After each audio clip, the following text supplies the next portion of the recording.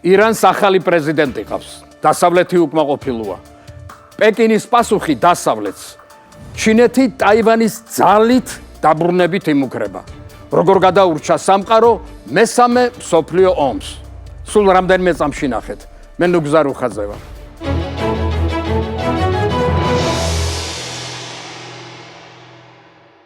გამარჯობა. 18 ივნისიდან ირანს ახალი პრეზიდენტი ყავს. 61 წლის ებრაჰიმ რაისი. ახლა რატომ უნდა ვიცოდეთ ჩვენ ეს ამბავი? იმიტომ რომ ამგვარი ინფორმაციის გააზრებას კარნახობს ჩვენი რეგიონული პოლიტ-ეკონომიკური ინტერესები.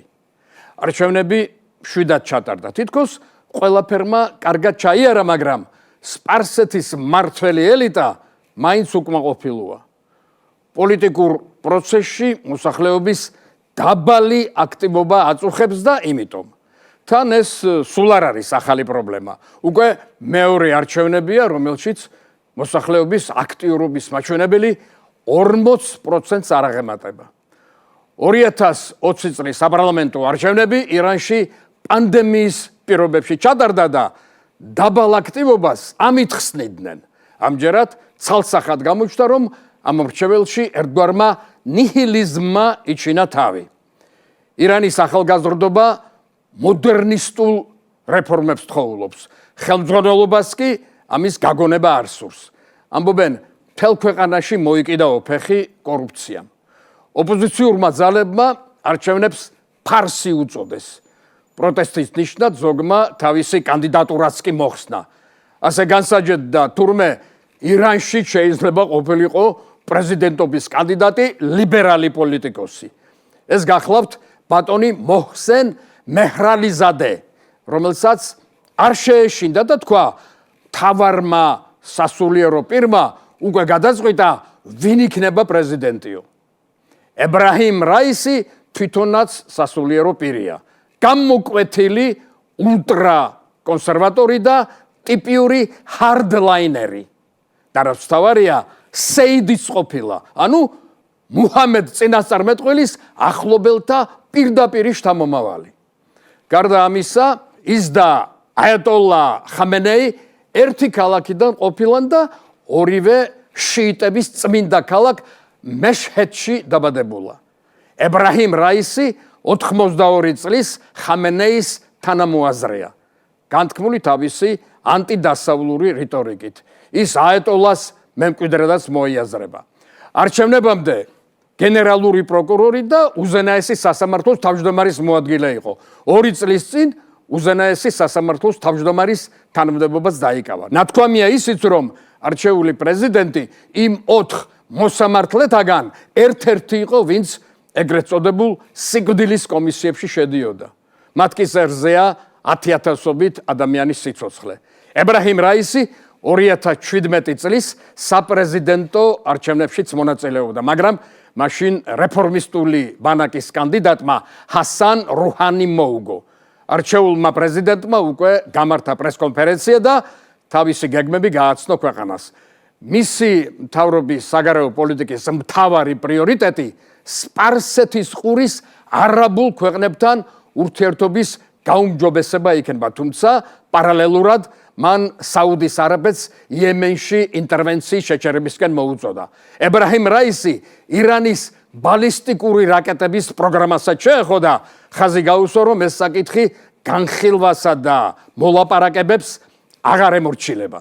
გარდა ამისა, მას მიაჩნია, რომ ირანისთვის დაწესებული ყველა რეპრესიული სანქცია უნდა მოხსნას ამერიკის შეერთებულმა შტატებმა. რაისი ასევე აცხადებს, რომ ის არ შეხვდება პრეზიდენტ ბაიდენს. მისი თქმით, ამერიკა ცდილობს კვლავ შეუერთდეს 2015 წლის საერთაშორისო პაქტს, რომლის მიზანია შეაჩეროს ირანის მიერ ბირთვული იარაღის შექმნის მცდელობა. ამასთან დაუფარავი საყვედური დასძინა, რომ ბაიდენი არ სცემს პატივს იმ ხელშეკრულებებს, რომელიც ამერიკის წინა ხელისუფლებასთან დადო სპარსეთის მთავრობამ. ირანსა და დასავლეთ შორის ახლა მიმდინარეობს მოლაპარაკებები განახლებულ ბირთვულ შეთანხმებასთან დაკავშირებით.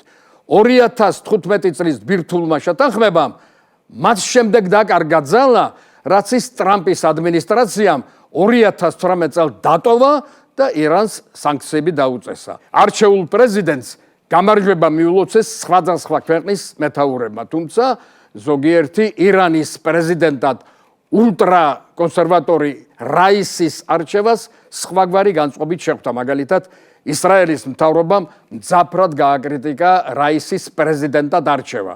ქვეყნის ახალმა პრემიერ-მინისტრმა მას ჯალათი და ყველაზე ექსტრემისტული პრეზიდენტი უწოდა. ებრაჰიმ რაისის პრეზიდენტად არჩევა ცნობილმა საერთაშორისო ორგანიზაციამ Amnesty International-მაც დაგმო. ასე განაცხადა, ებრაჰიმ რაისი პრეზიდენტის სავარძელში კი არა, ბრალდებული სკამზე უნდა იჯდეს წარსულში ჩადენილი დანაშაულებისთვისო და დაზინა, რომ განაგრძობს ებრაჰიმ რაისის სამართლებრივ დევნას მსოფლიო მასშტაბით. ერთი სიტყვით, ირანის საპრეზიდენტო არჩევნების შედეგის პოლიტიკური შეფასებები ძალიან ჭრელია. ჩვენი ზღადაგვრჩენია მოვიცადოთ და ვისურვოთ, რომ რეგიონს ეს არაფერს დაუშავებს. პირიქით, განვითარებაში დაეხმარება. საქართველოს კი ირანის ლიდერთან პრეზიდენტი იქნება ეს აეტოლა თუ შაჰი, თავისი საქმე აქვს საკეთებელი და ღმერთმა ხელი მოგვიმართოს.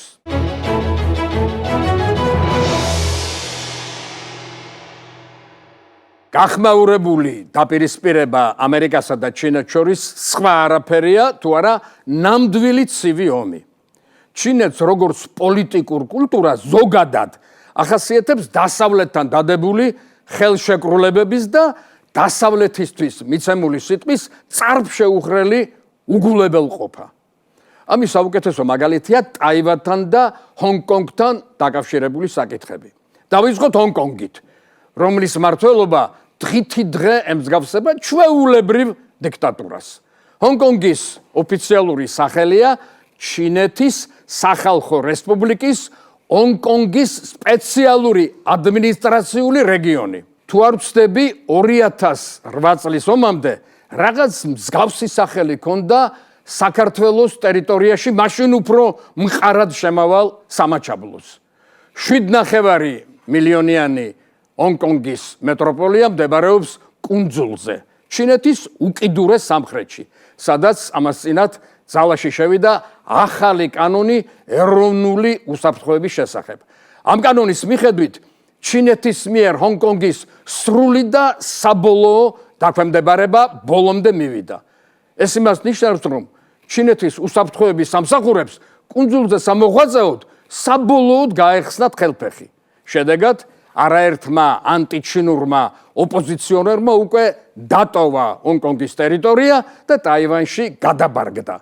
დასავლეთის გაფრთხილების მიუხედავად, შარშან პეკინმა სახელმწიფო უშიშროების ახალი კანონის გატარება დაიწყო. ეს კი თავისთავად ძირს უთხრის ცნობილ გეოპოლიტიკურ პარადიგმას ერთი ქვეყანა, ორი სისტემა.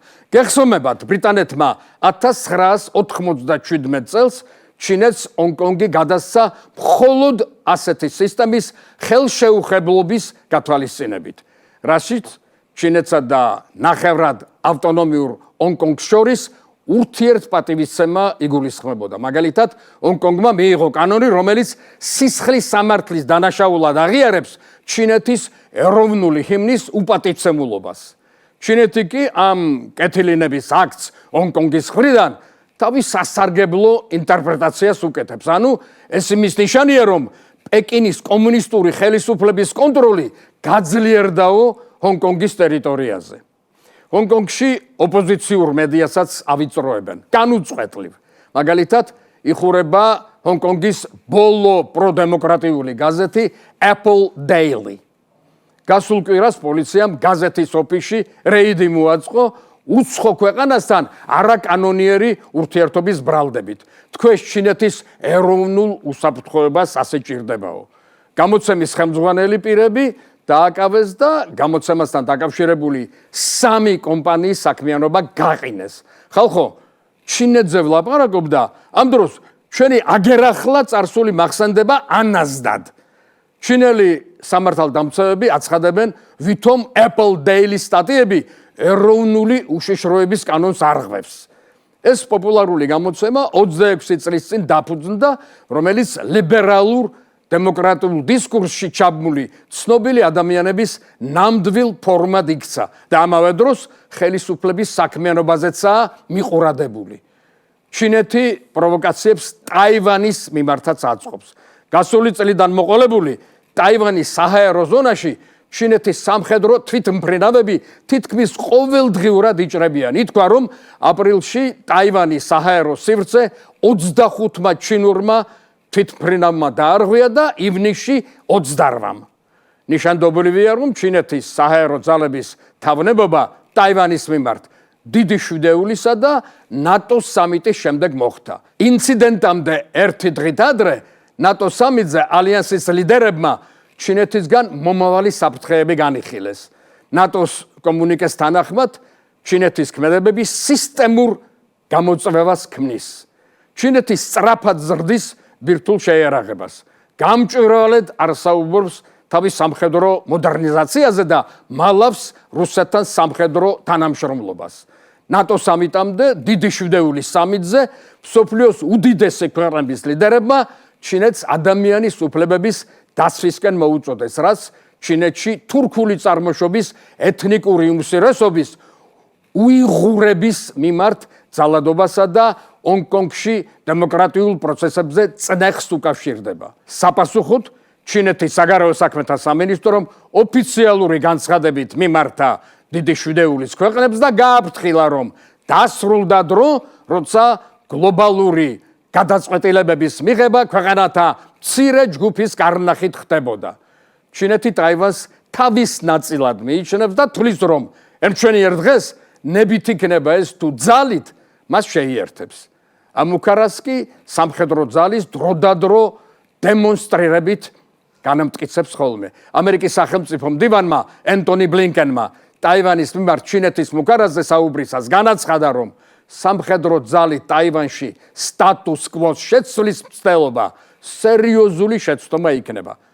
ამერიკა კორონავირუსის საკითხზეც კაცრად აფრთხილებს ჩინეთს. კერძოდ, ეროვნული უსაფრთხოების საკითხებში ამერიკის პრეზიდენტის მრჩეველმა ჯეკ სალივანმა კაცრი ტონით და ოფიციალურად განაცხადა, რომ ჩინეთი საერთაშორისო იზოლაციაში აღმოჩნდება თუ თავის ტერიტორიაზე კოვიდის საკითხებში საერთაშორისო ექსპერტებს არ დაუშვებს.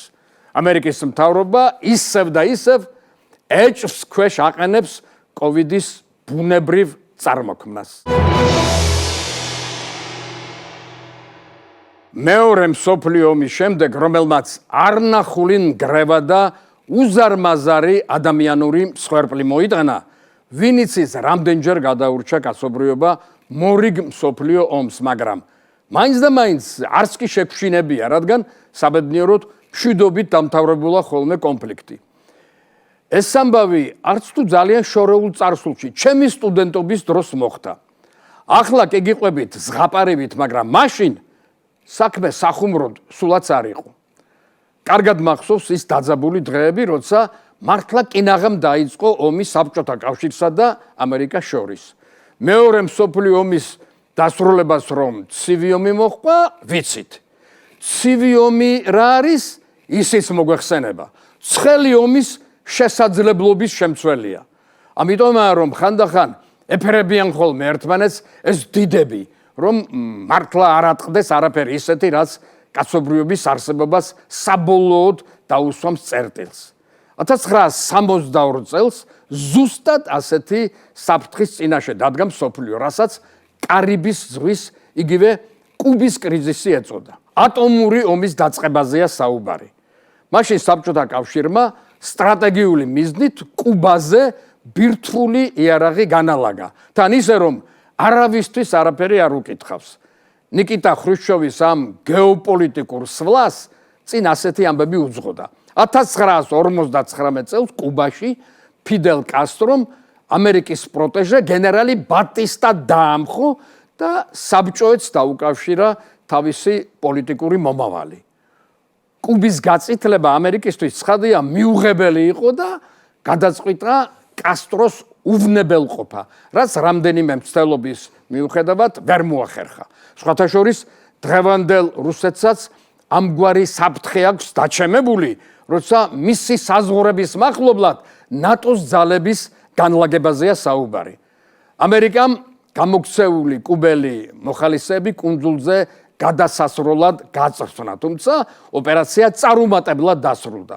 შედეგად კიდევ უფრო დაიძაბა ურთიერთობა საბჭოთა სატელიტსა და ამერიკას შორის.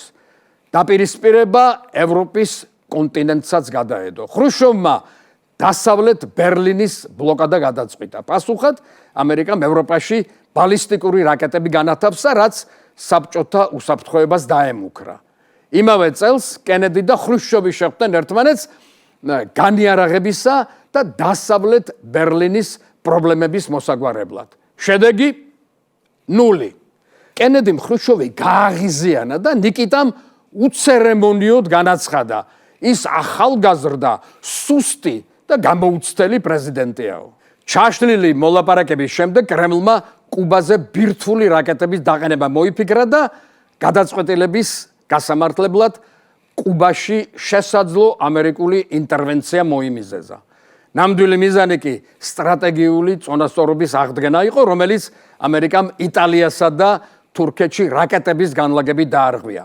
კარიბის ზღვის საიდუმლო ოპერაციას სახელი დაერქვა ანადირი. ცენტრალურმა სადაზვერვო სააგენტომ პრეზიდენტს აცნობა თუ რა ხდებოდა მის ცხვირწინ კარიბის ზღვაში, რასაც კენედიმ ყური არ ათხოვა, რადგან დიპლომატები სრულიად განსხვავებულ ინფორმაციას აწვდიდნენ მას. თითქოს და საბჭოთა ხელმძღვანელობა ამის მკისრებელი არ იყო. შეეშალათ ამერიკელ დიპლომატებს. ოპერაცია ანადირი წარმატებით მიმდინარეობდა. საბჭოთა შეერაღებულ ძალებს კუნძულზე SS-4 ტიპის რაკეტების 2 პარტია უკვე შეტანილი ჰქონდათ. რუსული რაკეტების რაოდენობის ზრდაც იყო დაგეგმილი. ოპტიმისტური ინფორმაციის მიუხედავად, ამერიკელებმა გადაწყვიტეს U-2 ტიპის სადაზვერვო თვითმფრინავით შეემოწმებინათ მდგომარეობა და რა დაინახეს, კუნძულზე საბჭოთა რაკეტები იყო განლაგებული. ცხადია, თავზარი დაეცათ. ასე დაიწყო კარიბის კრიზისი 1962 წლის 16 სექტემბერს. კენედიმ კრიზისის დასაძლევად მომენტალურად შექმნა სახელმწიფო უშიშროების საბჭოს აღმასრულებელი კომიტეტი, EXCOM, ასე დაარქვა. ამერიკის გენერალიტეტს კუბაზე იერიშის მიტანა და რაკეტების განადგურება სურდა, რაცაც პრეზიდენტი წინ აღუდგა. ამის გამო გენერალებმა კენედის მშიშარა უწოდეს და მამამისი გაახსენეს, რომელმაც მეორე მსოფლიო ომამდე მისი ელჩობის დროს ლონდონში ის საშიშროება ვერ შეაფასა, რაც მსოფლიოს ჰიტლერისგან ელოდა. კენედის მთავრობამ კუბის წინააღმდეგ საზღვაო ბლოკადა გამოაცხადა და მსოფლიო ხმამაღლა გააფრთხილა, რომ კუბის მხრიდან ნებისმიერი თავდასხმა გაგებული იქნებოდა როგორც საბჭოთა კავშირის თავდასხმა ამერიკაზე, რასაც სათანადო პასუხი გაეცემოდა. საბჭოეთმა ამერიკის გაფრთხილება წაიხროა და 24 ოქტომბერს კარანტინის ზონასთან ახლოს სამხედრო გემები გააჩერა. თუმცა უნდა ითქვას, რომ გამწვავებას საბჭოთა კავშირი მაინც ერიდებოდა. 3 დღის შემდეგ მდგომარეობა უკიდურესად დაიძაბა. მახსოვს, დიდი და პატარა ტელევიზორს ვიყავით მიჯაჭული. როგორც კინოს, ისე ვუყურებდით. ყველას გაგვიჩნდა მოსალოდნელი ომის რეალური შეგრძნება. კუბამ ამერიკული მზვერავი თვითმფრინავი U-2 ჩამოაგდო, რაც ომის გამოცხადებად ჩაითვალა. ამერიკული გენერალიტეტი საპასუხო ღონისძიებას მოითხოვდა. კენედი კი საბჭოთა კავშირის დათმობაზე წამოყვანას ცდილობდა. წინააღმდეგ შემთხვევაში სამყაროს ბირთვული კატასტროფა ელოდა. მხარეებს შორის მიდიოდა გამალებული მოლაპარაკებები. საბჭოთა საელჩოს მაშინ თავად პრეზიდენტის ძმა, იუსტიციის მინისტრი რობერტ კენედი ეწვია. პარალელურად მან მოლაპარაკების საიდუმლო არხი წაამუშავა თავისი მეგობრის, ცნობილი ჟურნალისტის ჯონ სკალისა და საბჭოთა შპიონის ალექსანდრ ფეკლისოვის დახმარებით. დაი პირველი შვება. ამერიკელები თურქეთიდან ბირთვული იარაღის გატანაზე დათანხმდნენ, თუ საბჭოთა კავშირი კუბიდან თავის რაკეტებს გაიტანდა. 28 ოქტომბერს კარიბის კრიზისი დამთავრდა. სოფლიო მშვიდობით ამოისუნთქა. გამარჯვებულად თავი ორივე მხარემ ჩათვალა. კამათი ამ თემაზე დღემდე გრძელდება. რაც შეეხებათ სოფლიოს დღევანდელ ლიდერებს, სულაც არიკლავენ თავს განიარაღებაზე. მე კი კენედის სიტყვებით დავასრულებდი თხრობას. თავარი, რაც გვაკავშირებს, არის პლანეტა, რომელზეც ვცხოვრობთ, ჰაერი, რომლითაც სუნთქავთ. ჩვენთვის, ყველასთვის უმთავრესია შვილების მომავალი და რაც თავარია, არ დავიწყება იმისა, რომ ყველანი მოკვდავნი ვართ. მადლობა, რომ ასეთი ყურადღებით მისმენდით. მე ნუგზარ უხაძე ვარ. შაბათ საღამოს გნახავთ 19 საათსა და 30 წუთზე საინფორმაციო გამოშვების შემდეგ. აბა კარგად.